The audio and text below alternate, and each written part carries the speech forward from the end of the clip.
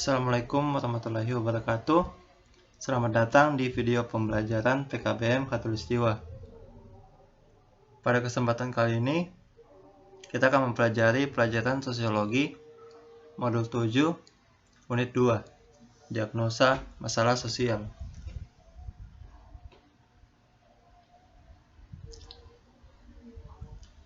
Persoalan pengutamaan kepentingan individu atau masyarakat memunculkan dua pandangan yang saling bertolak belakang.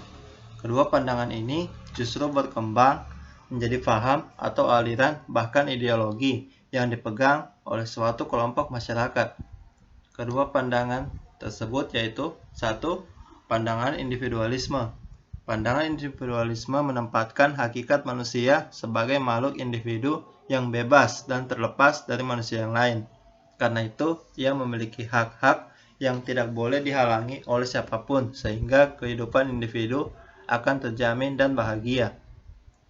Liberalisme dalam bidang politik terwujud dalam bentuk demokrasi politik, kebebasan berbicara, berpendapat, berserikat, dan perlunya jaminan hak asasi manusia. Yang kedua, pandangan sosialisme. Bertolak belakang dengan pandangan individualisme, dalam pandangan sosialisme dikemukakan bahwa kepentingan masyarakatlah yang harus diutamakan. Masyarakat tidak sekedar kumpulan individu. Masyarakat merupakan kumpulan individu-individu dengan jumlah yang besar dan berdiri sendiri. Kedudukan individu hanyalah objek dari masyarakat. Menurut pandangan sosialisme, hak-hak individu sebagai hak dasar hilang. Jenis permasalahan sosial. Jenis permasalahan sosial dapat dikelompokkan dalam beberapa bidang, yaitu 1. Bidang ekonomi. Jenis permasalahan sosial dalam bidang ekonomi yaitu kesenjangan ekonomi, kemiskinan. Secara sosiologis, penyebab timbulnya masalah tersebut karena ada beberapa lembaga sosial yang tidak berfungsi dengan baik, yaitu lembaga ekonomi. Pola-pola kemiskinan. Jenis-jenis kemiskinan yaitu kemiskinan absolut, kemiskinan relatif, kemiskinan kultural. Faktor penyebab kemiskinan. Ada 3 faktor utama penyebab kemiskinan, yaitu kemiskinan muncul karena distribusi pendapatan yang timpang atau adanya ketidaksamaan pola kepemilikan sumber daya. Penduduk miskin hanya memiliki sumber daya yang terbatas dan kualitasnya rendah. Kemiskinan muncul akibat perbedaan dalam kualitas sumber daya manusia. Kualitas sumber daya manusia yang rendah berarti produktivitasnya rendah, sehingga upahnya juga rendah. Rendahnya kualitas sumber daya manusia ini karena pendidikan rendah, nasib kurang beruntung, adanya diskriminasi atau keturunan.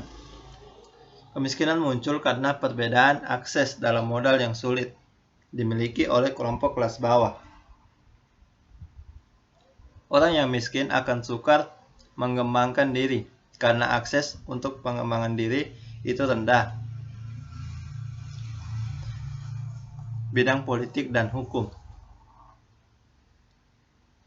Jenis permasalahan sosial dalam bidang politik dan hukum yaitu polarisasi power.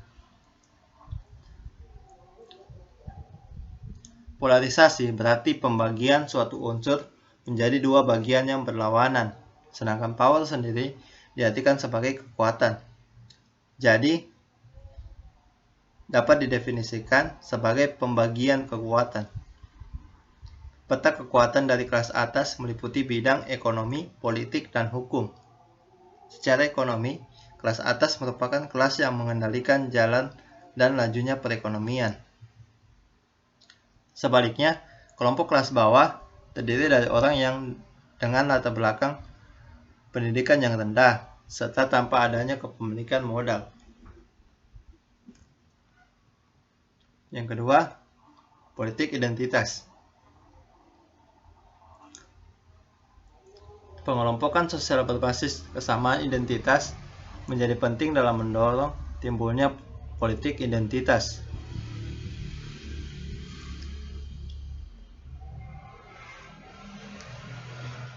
3. Korupsi.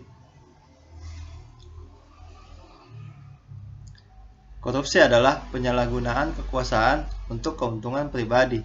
Korupsi melibatkan perilaku pihak para pejabat sektor publik, baik politisi maupun pegawai negeri sipil dan juga pelaku usaha.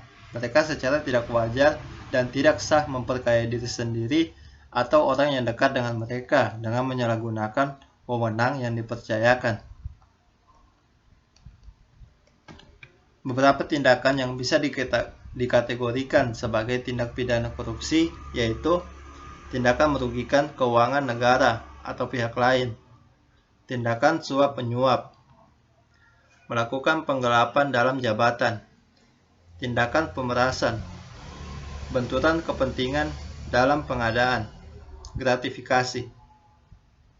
Beberapa faktor yang menyebabkan seseorang melakukan korupsi: rendahnya iman dan moral yang dimiliki seorang pemegang kekuasaan publik, kurang tegasnya peraturan perundang-undangan menekan atau memberantas korupsi, lemahnya pengawasan dan kontrol terhadap kinerja aparat, gaji yang relatif rendah sering menjadi alasan utama, rendahnya pengetahuan dan partisipasi masyarakat dalam hal kontrol kinerja aparat, budaya korupsi yang sudah berkembang di masyarakat, tidak ada atau kurangnya rasa nasionalisme dan tanggung jawab. Bidang pendidikan. Permasalahan dalam bidang pendidikan yaitu masalah pemerataan pendidikan.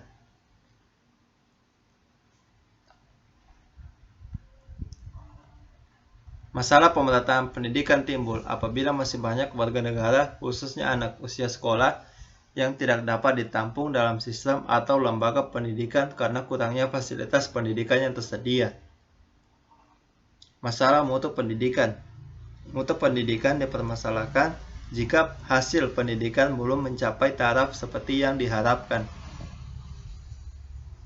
3. Masalah efisiensi pendidikan.